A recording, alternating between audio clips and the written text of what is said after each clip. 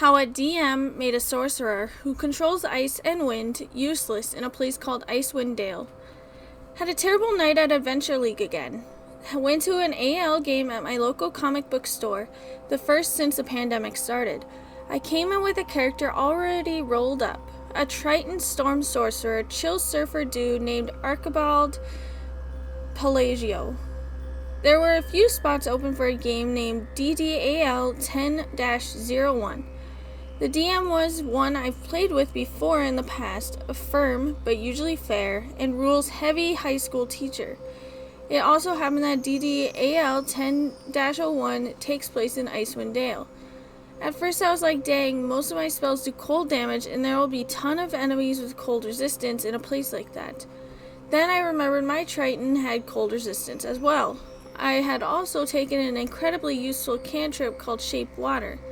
Slowly, I start to realize I had accidentally made the perfect character to endure a frozen wasteland. Knowing the DM's affinity for being a rules lawyer, I made sure to understand the raw application of spells like Shape Water, Gust, and Fog Cloud. I limited myself by not cheesing for unintended damage, condition effects, or other shenanigans. I used them purely for the utility functions as written in the player's handbook. I started to suspect something fishy when Pelagio was the only one isolated from the party after an initiating avalanche.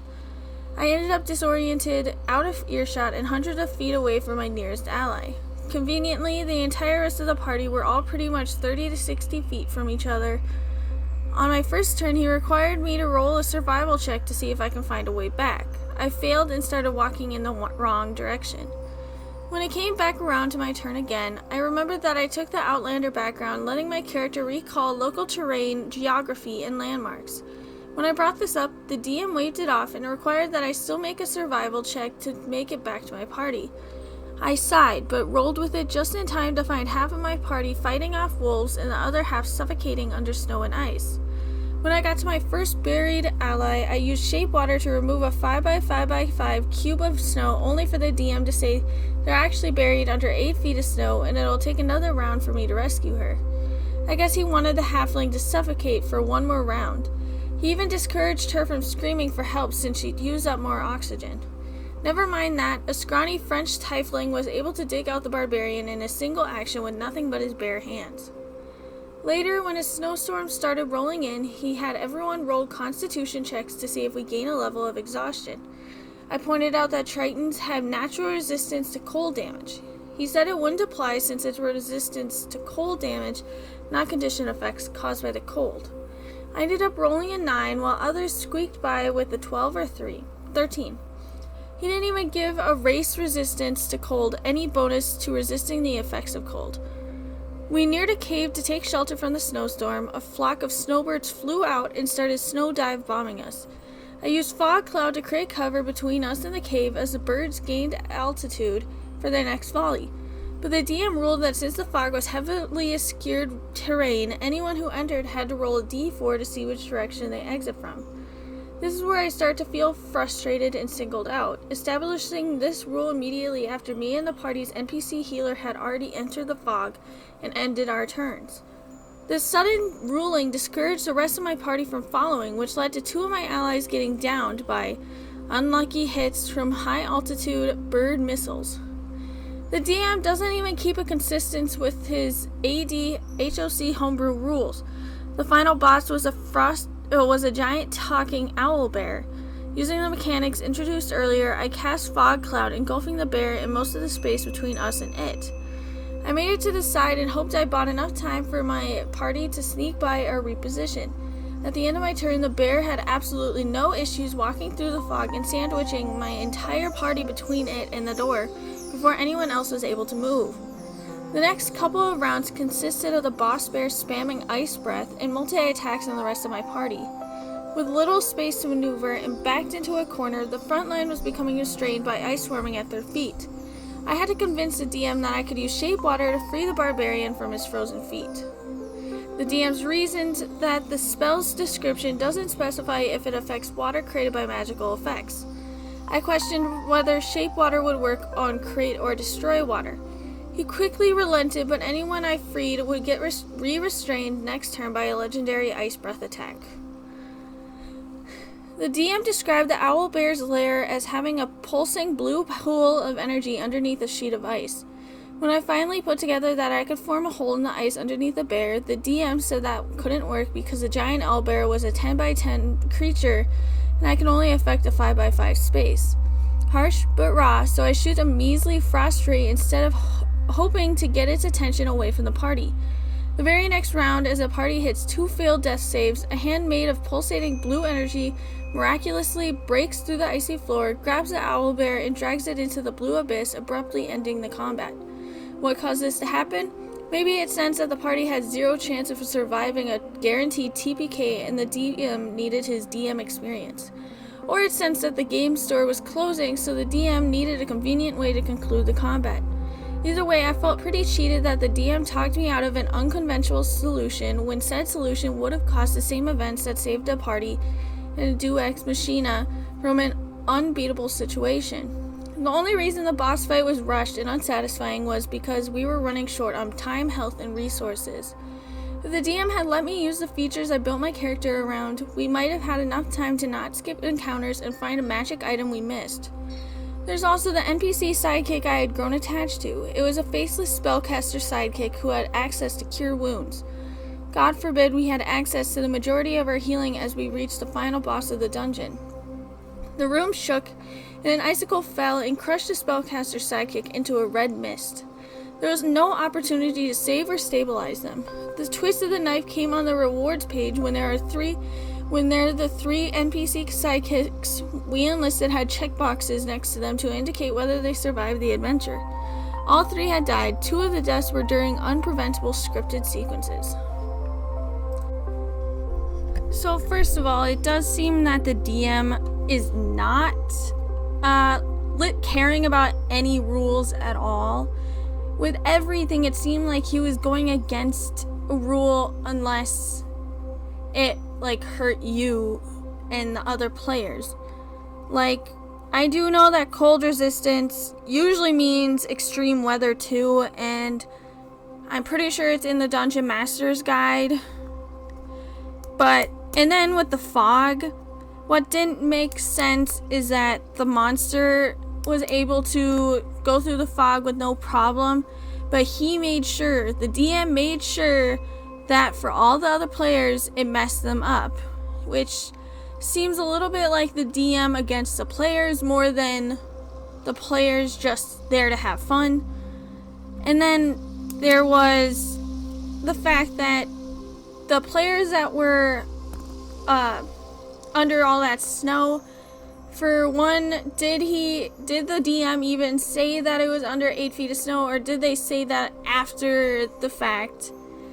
After they had already taken 5 feet by 5 feet by 5 feet cube of snow off of them, which, if it was after the fact, that means that he definitely didn't want them to be able to get the person out of the snow. They wanted them to struggle, and then I'm pretty sure players can try to undig themselves. I'm not completely sure. And then there was the fact that the DM ignored the person's background and made it harder for them to find their party.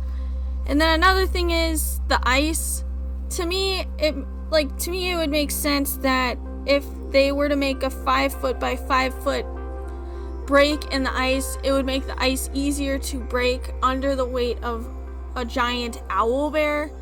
But that's just me. Player derails my 4-player homebrew side campaign and our 6-player starter / homebrew campaign constantly, then complains about suffering the consequences of her actions.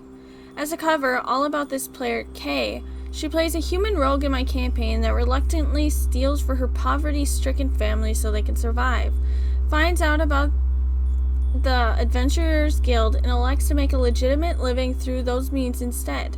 In the starter set / homebrew campaign, she plays a rogue who is a part of a small criminal courier gang to survive after being cast from her home village because of her oddly righteous moral compass. We admittedly didn't look too far into how drows live or where they come from before character creation. The courier gang decided that she wasn't a necessity and would be better off killing her to take her cut of the payments received.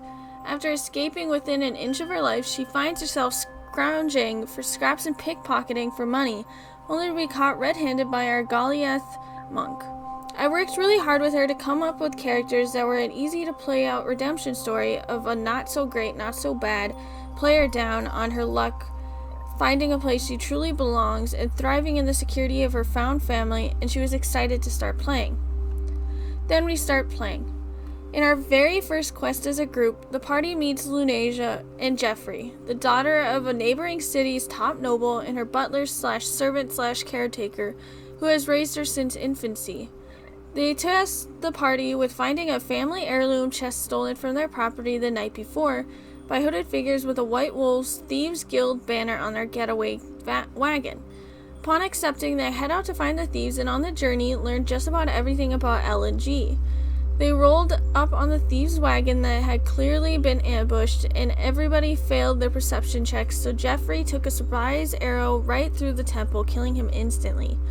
Fight goes on. Party beats goblin ambush easily and investigate thieves' wagon.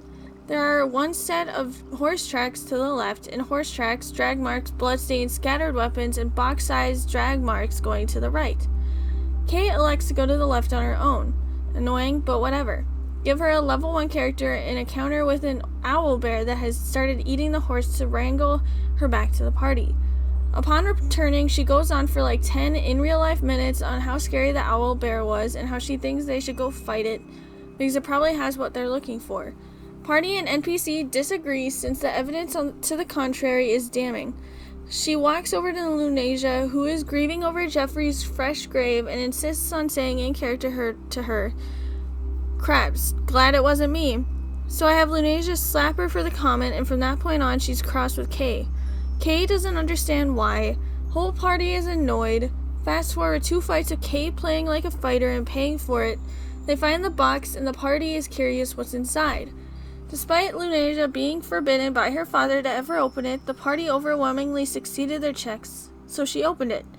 Inside were 2 gorgeous twin swords that, unknown to the party, were cursed. Upon wielding both, the handles melt to the wielder's hands and transform them into a bloodthirsty, mindless demon. Fight ensues. Party barely succeeds in cutting a hand off to save Lunasia instead of killing her. Kay does basically nothing. Then kick the other sword away after she turns back to normal. Kay immediately runs to the sword that was kicked away and picks it up. Hears voices in her head telling her to wield the other, but she still has full self-control, immediately runs to the other. Party draws their weapons against her. Kay attacks party, rolls a 1. As apprehended and both swords placed back in the box. Kay doesn't understand why the characters are pissed off or why the over-table party is pissed off.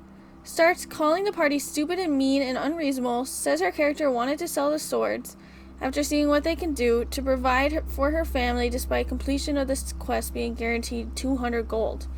Whatever. Party finds a magical gem looting the cave, extremely important for campaign narrative later, but no context given yet. Kay demands to hold the gem. Party refuses. Kay tries to steal it, don't let her cause she's restrained. Gets pissed off and threatens not to play. Party says, tough crap. Kay pouts and stays quiet for the rest of the session until she's able to separate from the party so she can have her one-on-one complaint to a barkeep about her day scene with the DM. Me won't. Stop effing talking. Surprise, nobody tries to find her. Surprise, Lunasia doesn't want to talk to her when she finds them. Session ends and she goes on a rant about how the party is treating her unfairly. Next session, skipping the fat party finds the gem puzzle, a square fort with a notch for a gem at each corner under statues of various stereotypical D&D classes and 1 dragon. Placing the gem they had in the correct place activates a telepathic link for the person who placed it to the dragon that protects the next stone. Dragon tells fighter that she will give the party the gem if they come to her, because she believes it is time for her brothers to reunite, but will not aid further in the quest because her involvement puts her family, and her loved ones in danger. Despite not hearing this in-game, Kay goes on a effing tirade of "Don't trust an effing dragon, you effing moron, you're so effing stupid, and you give me crap for doing stupid things. What I've done isn't half as stupid as trusting her." Party ignore her, find ship and captain to take them to dragon, attacked by pirates. The dragon save them from the pirates to try to spoon-feed trust. Kay still doesn't trust her. Dragon turns into a human in front of their eyes, explains that she is only safe from her brother's senses on the water, though brother is widely unknown in the world because he is not, nor has he ever been an active threat, but might kill her because he has some serious problems directed at her and their other brother. She gives Monk Blue Gem and explains it also links to her for her advice or information and also contains her life's essence. Destruction of Gem means her own demise. Kay was about to try to sneak attack the dragon in human form, but I had her transform back and fly off before Kay could. Another rant how stupid the party is for trusting her. For the next session, Fighter reaches out and said that he's loving the story but feels like it's passing too quickly and they're getting the pieces to the fort puzzle too quickly. So I figured since the gems are magical and only work for one person at a time, meaning that 4 people need to place the gems to solve the puzzle, and since they pretty much know where the remaining gems are located, maybe make the only person who has to touch the gem yet naturally non-magical and give them a quest to find an item that would make that person magically sensitive. Only person that hasn't touched the gem yet is Kay. Upon being told that she's a non-magical and immediately being given a pass to enter the Greater Kingdom to find the item that will make her magically sensitive, she says she doesn't want to go. Her character is useless, and if she's naturally non-magical, why would she want to go get the item that would make her magically sensitive? Everyone, including myself, gives her the "what in the F are you talking about" face. Contacts me out of game to tell me that she wants a new character. Says she did extensive research and found out that rogues are the weakest class in the game and wants to play the strongest, which is a cleric. Explains to her that rogues are incredibly strong, she's just playing it incorrectly, like a fighter, and that clerics are really difficult to play, especially for someone who is struggling with a rogue, and the difference between attack rolls and damage rolls. Give her tips on how to play it better, says she got it. Next session, I finally get to play. My character is just a starter set rogue until the DM kills me, so I can finally play my homebrew changeling warlock with amnesia and an inability to remember his name, true class, or original form. Kay immediately starts complaining that my character is better than hers because I'm dealing more damage and never getting hit, despite being the same level, but mine with significantly lower stats.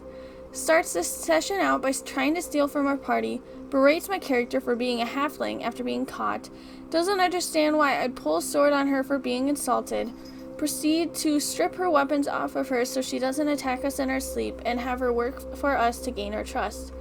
Give her weapons back when we enter the first dungeon, suddenly decides her character likes to eat rotting flesh and asks DM if I can heal her.